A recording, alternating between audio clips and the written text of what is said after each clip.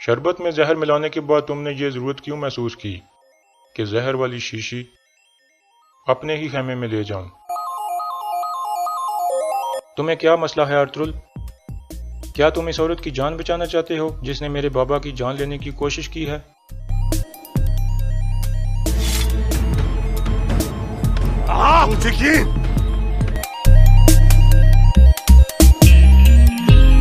ہاتھ چھوڑو میرا۔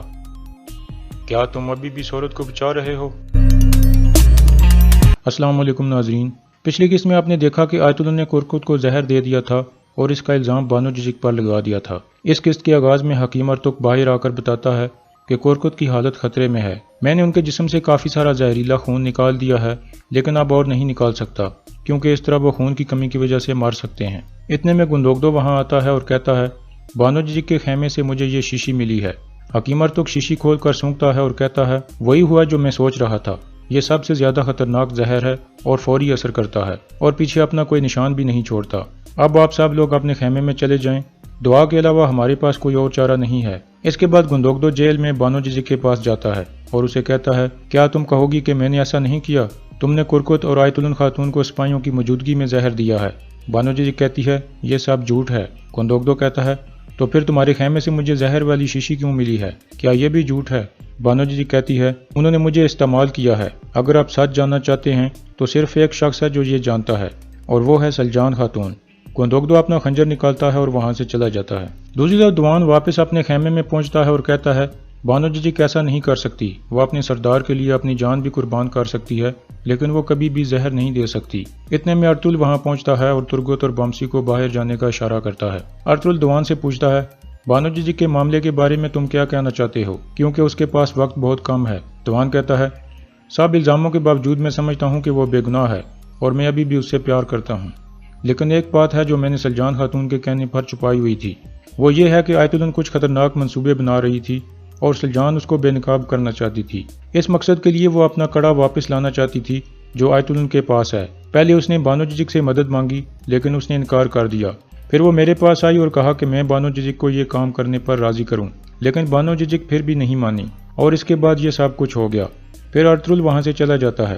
دوسری طرف گندوگدو سلجان کے خیمے میں داخل ہوتا ہے اور خنجر اس کی گردن پر رکھ کر کہتا ہے مجھے سب کچھ بتا دو ورنہ میں تمہارے ٹکڑے ٹکڑے کر دوں گا۔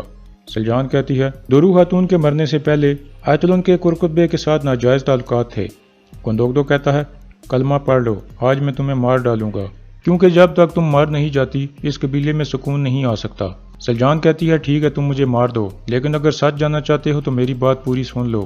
اتنے میں ارطغرل بھی وہاں پہنچ جاتا ہے اور گندوگدو کو روکنے کی کوشش کرتا ہے، لیکن گندوگدو خنجر نہیں ہٹاتا اور کہتا ہے مجھے پوری بات بتاؤ۔ پھر سلجان کہتی ہے آپ کو یاد ہے قبیلے کے پاس ایک بوڑھی عورت کی لاش ملی تھی، اس کو آیت اللہ نے مارا تھا۔ اس نے میرا کڑا لے کر مجھے ایک راز بتایا تھا، لیکن مزید بتانے کے لیے وہ مجھ سے سونا مانگ رہی تھی۔ میں واپس آئی تاکہ سونا لے کر جا سکوں، لیکن جب میں دوبارہ وہاں پہنچی تو وہ مر چکی تھی۔ پھر گونجا گل کو کسی طرح میرا کڑا مل گیا اور اس نے مجھے ڈرانا شروع کر دیا اور مجھے کہا کہ میں سب کو بتاؤں گی کہ تم نے اس بوڑھی عورت کو مارا ہے، کیونکہ گونجا گل بھی آیت اللہ کے ساتھ ملی ہوئی ہے۔ پھر گندوگدو ایک طرف بیٹھ جاتا ہے۔ سلجان کہتی ہے کرکت بے کو بھی آیت اللہ نے زہر دیا ہے۔ گندوگدو غصے میں آ جاتا ہے اور کہتا ہے میں نے تقریباً تم پر یقین کر لیا تھا، لیکن تمہارے اندر شیطان ابھی بھی زندہ ہے۔ آیت اللہ کیسے زہر دے سکتی ہے؟ وہ تو خود زندگی اور موت کی جنگ لڑ رہی ہے۔ لعنت ہو اس دن پر جس دن میں تمہیں اپنے خیمے میں لایا تھا۔ پھر وہ غصے سے باہر نکل جاتا ہے۔ اس کے جانے کے بعد ارطغرل سلجان کے پاس بیٹھتا ہے اور کہتا ہے اب شروع سے لے کر ساری باتیں مجھے دوبارہ بتاؤ۔ اگلے دن صبح کے وقت ارطغرل جیل میں بانو جزک کے پاس جاتا ہے اور کہتا ہے تم نے اس شخص کے ساتھ ایسا کیوں کیا جو تمہارے باپ کی طرح تھا؟ بانو جزک کہتی ہے میں نے ایسا کچھ نہیں کیا، میں بے گناہ ہوں۔ ارطغرل کہتا ہے سلجان کے بارے میں تمہارا کیا خیال ہے؟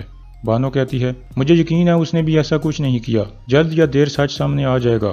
ارطغرل مسکراتا ہے اور اس سے پوچھتا ہے کیا تمہیں اس عدالت پر یقین ہے جو تمہارے بارے میں فیصلہ کرے گی؟ بانو کہتی ہے بالکل نہیں، مجھے صرف اللہ پر یقین ہے اور اس کے بعد آپ پر۔ کرکت بے کو جس نے زہر دیا ہے وہ آیت اللہ ہے، اس نے مجھے پھنسایا ہے۔ ارطغرل کہتا ہے کیا اس عورت نے اپنے آپ کو بھی زہر دے دیا ہے؟ بانو کہتی ہے اس شیطان عورت سے کچھ بھی توقع کی جا سکتی ہے۔ دوسری طرف کرکت بے اور آیت اللہ کا علاج چل رہا تھا۔ آیت اللہ ہوش میں تھی لیکن کرکت ابھی بھی بے ہوشی کی حالت میں تھا۔ اتنے میں حائمہ خاتون وہاں پہنچتی ہیں۔ آیت اللہ دوبارہ آنکھیں بند کر لیتی ہے۔ حائمہ خاتون حکیم ارطغرل سے پوچھتی ہیں ان کی حالت اب کیسی ہے؟ حکیم ارطغرل کہتا ہے ان کو آپ کی دعا کی ضرورت ہے۔